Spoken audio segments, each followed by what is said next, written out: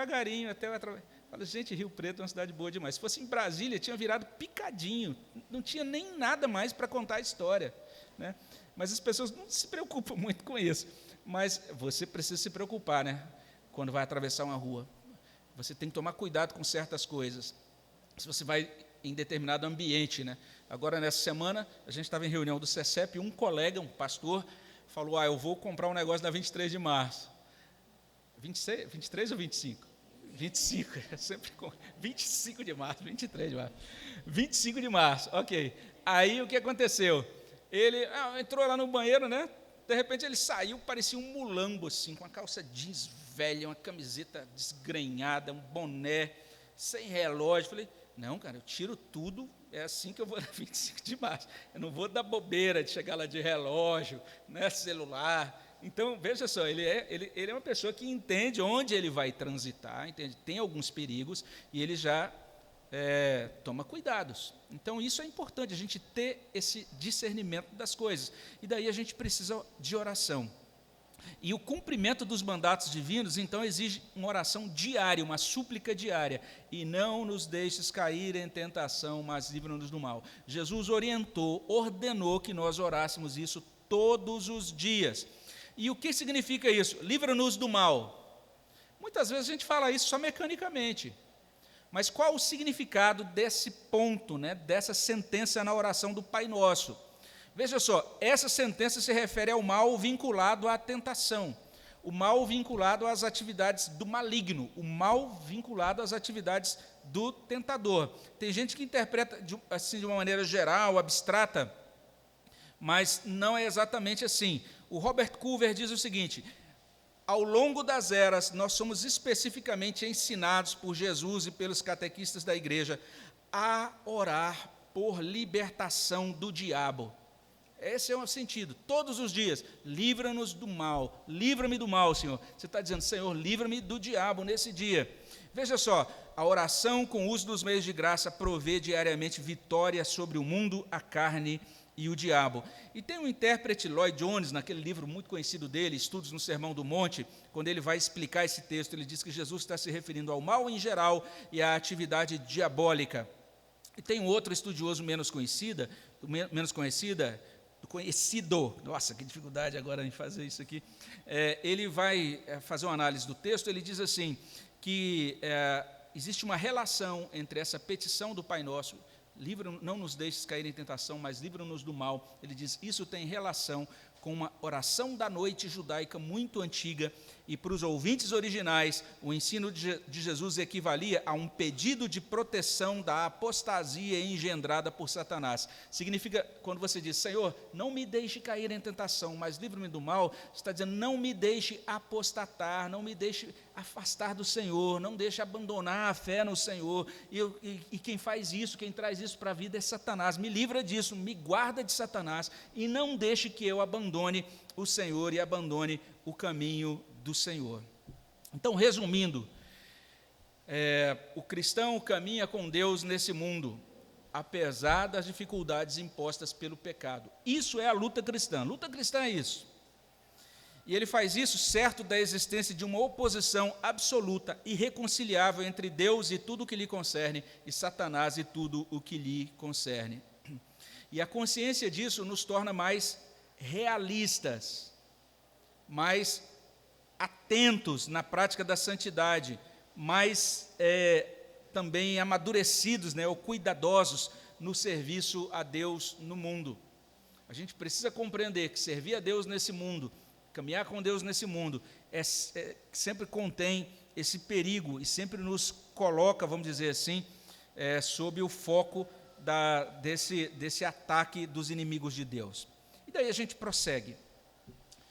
Só para a gente refletir aqui, terminando já, observe só que para você participar da luta espiritual, vou falar mais um pouco sobre isso hoje à noite, né? Mas você não precisa de conhecimento de hierarquia demoníaca, estratégia demoníaca, saber a diferença entre querubim e arcanjo e anjo, sei lá, enfim. Você também não precisa de treinamento especial em método ou técnica de guerra espiritual. E agora eu estou lembrando aqui, falando isso meio rindo, né? Mas lembrando, eu fui num congresso naquela minha época que eu mencionei lá atrás, era um congresso e o título do congresso era Guerra Espiritual. Então a gente ia ouvir lá preletores, um deles, um preletor internacional chamado Peter Wagner, a outra uma preletora aqui do estado de São Paulo chamada Neuza Itioca. Eles eram os grandes líderes desse movimento de guerra espiritual. Perdão, irmãos, mas uma certa vez eu fui num local de madrugada, fiquei deitado, imagina eu deitado assim num lugar, e essa irmã Neuza Itioca passando, orando e passando a mão sobre mim assim, e ela estava expulsando os demônios dos meus chakras. Era isso, Você vê que doideira que foi aquela época. Mas bem, voltando aqui à sanidade mental, naquele congresso foi interessante, porque era no Centro de Convenções de Brasília. Não sei quem conhece a estrutura lá, mas é uma grande estrutura, tem vários auditórios imensos, é tudo muito grande. E aí você tem o momento das atividades nos auditórios, depois tem o momento do coffee break, para tomar ali um cafezinho e tal. E todos as mesas de coffee break ficam ali no meio. Então, quando você sai das palestras, então você vai ali para o coffee break, aí você encontra pessoas também de outras, estavam fazendo outras palestras. E eu lembro que eu estava com o irmão ali e tal, a gente foi tomar cafezinho, e aí o indivíduo estava sendo de outra palestra, sei lá, alguma coisa empresarial, sei lá, alguma palestra assim, que não tinha nada a ver, mas a nossa palestra estava lá, um cartaz bem grande, guerra espiritual, Aí o indivíduo, essa pessoa chegou, e perguntou, acho que deve ter achado super estranho aquilo, e perguntou para a gente, guerra espiritual? O que é isso, guerra espiritual? Aí o presbítero que estava do meu lado, a gente está aqui aprendendo a lutar contra o diabo. O cara ficou com o olhão estatelado assim, saiu rapidamente. Hoje a gente se lembra disso, aí o Paulo Reis, a gente dá umas risadas, que ele também já passou dessa fase. Mas falei, Paulo, como a gente era assustador, Que coisa doida. Então, era um congresso para você aprender estratégias de como lidar, como expulsar, como perguntar o nome, um monte de coisas assim doidas, Tinha um momento que a gente fazia uma cerimônia em que a gente voltava ao útero, e lá no útero a gente tinha que perdoar Deus. Eram umas coisas loucas. Mas vamos lá. Depois vale a pena a gente terminar o nosso estudo de hoje aqui mesmo, Mas veja só, então você não precisa disso. O fato de você caminhar com Deus nesse mundo, querendo fazer a vontade dele, passando pelas lutas desse mundo, já é luta cristã. É isso, Veja só, os crentes antigos eram sábios, porque eles tinham uma expressão que era o seguinte: olha que o trem atenta. E o trem atenta. Então, existe o trem, e ele atenta. Nós, como cristãos, não podemos baixar a guarda entendendo que isso não é verdade. Os nossos pais, quando diziam isso, estavam muito certos. E nós devemos, então, entender isso, que nós andamos com Deus no discipulado, dependentes dele em oração, a serviço dele em um mundo marcado pela queda, e que é influenciado pelo diabo. Isso é muito importante, a gente compreender, a gente ter em mente, e que isso nos conduza realmente a uma vida de dependência e de mais oração. Só fechando, quero perguntar se alguém tem aí uma pergunta, ou se gostaria de compartilhar alguma coisa, dizer alguma coisa, antes da gente terminar. Sim. Só fazer um complemento assim, é muito válido esse aspecto da gente ter essa noção, porque é interessante que a gente é apontado pela palavra a enxergar a todo momento da nossa vida como um momento válido para a nossa salvação ou para a nossa perdição. Então, toda conversa, toda leitura, todo momento livre é um momento que impacta na nossa eternidade. Então, o nosso relacionamento com o mundo físico não é ascético, não é destemperado. O nosso relacionamento com o mundo físico é um relacionamento com o mundo espiritual. Isso impacta na nossa eternidade. Então, os nossos colegas de trabalho, a forma como a gente enxerga a vida, a rotina, a alegria, a tristeza, as decepções. Então, ter essa noção de que o diabo existe, porque é basicamente isso, é uma defesa da existência das ações espirituais. Isso dá uma consciência para nós de que a gente não se esconde atrás de uma salvação, uma salvação que não faz nada. A gente se esconde atrás de um Salvador que batalha por nós, que lutou por nós, que venceu por nós, mas é um campo de guerra, é onde estão acontecendo coisas, e que tudo que acontece tem implicações eternas para nós. Então a gente olha e se move nesse sentido, de aonde eu vou, o que eu faço, com quem eu converso e o que eu recebo, seja nas conversas, seja das pessoas ou seja cultural também.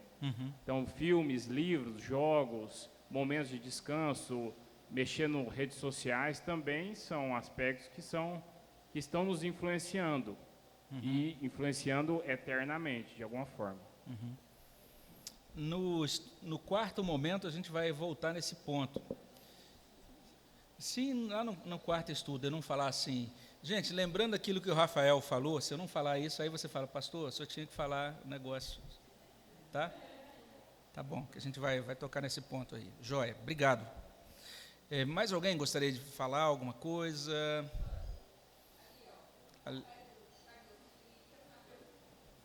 Beleza.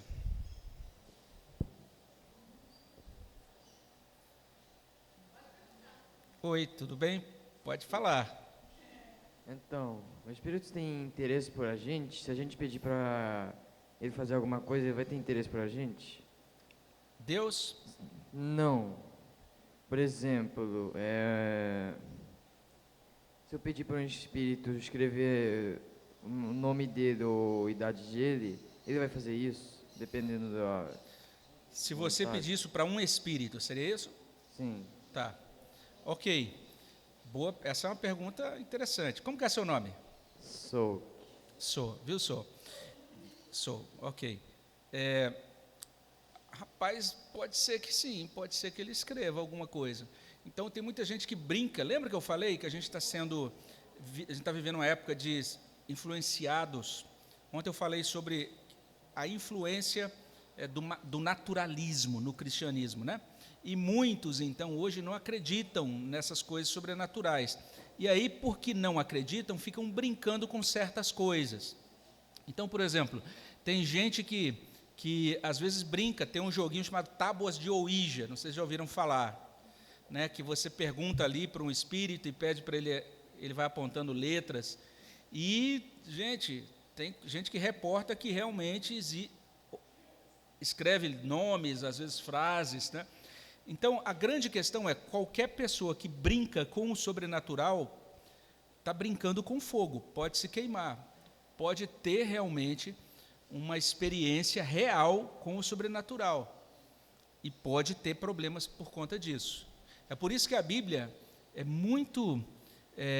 ela sempre vai falar para a gente, que a gente tem que se afastar dessas práticas sobrenaturais e buscar a Deus, porque existem muitas práticas de feitiçaria ou de outros tipos de manipulação, né, de objetos e da natureza em si, que nos colocam abertos para uma influência demoníaca.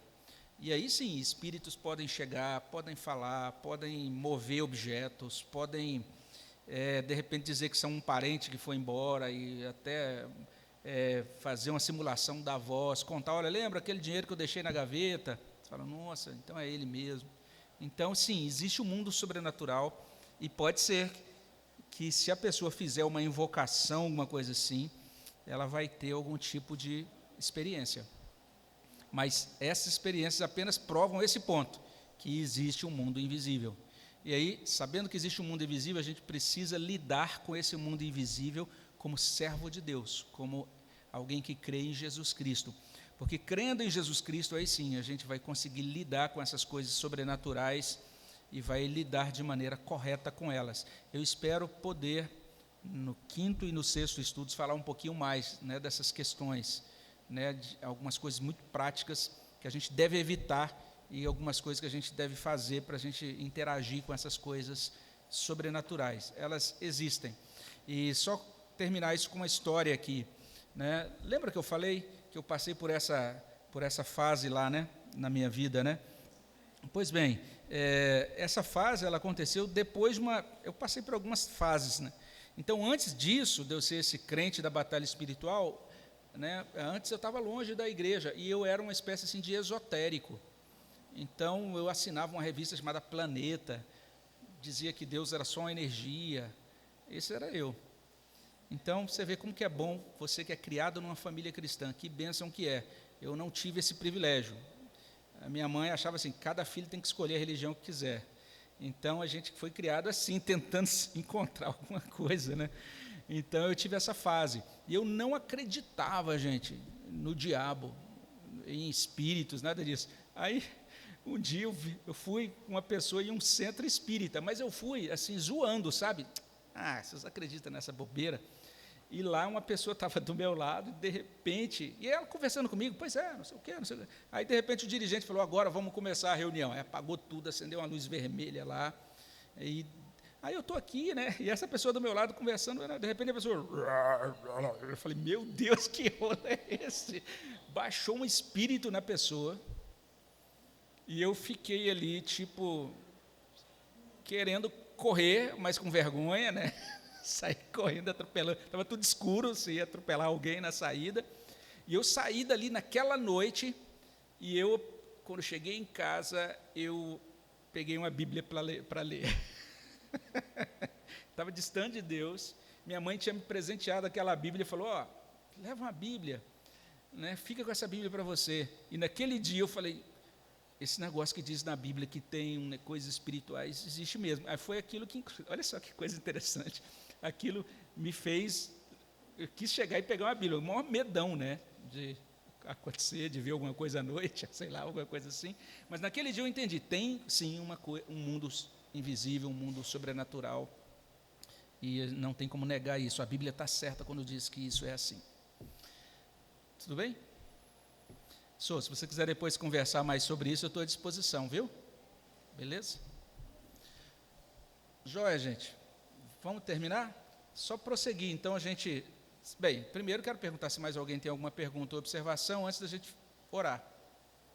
E aí, parte final, oração, e nessa parte de oração a gente vai orar para que as verdades da Escritura expostas aqui nesse estudo possam ser trazidas, esclarecidas e aplicadas pelo Espírito Santo nos nossos corações, né? Vamos orar ao nosso Deus? Vamos terminar com a oração. Senhor, obrigado por esse momento, agradecemos pela Tua graça, pedimos que Teu Espírito Santo esclareça, ilumine o nosso coração para compreender essas verdades e aplique essas verdades na nossa vida. É o que eu peço, ó Pai, no nome de Jesus. Amém, Senhor Deus.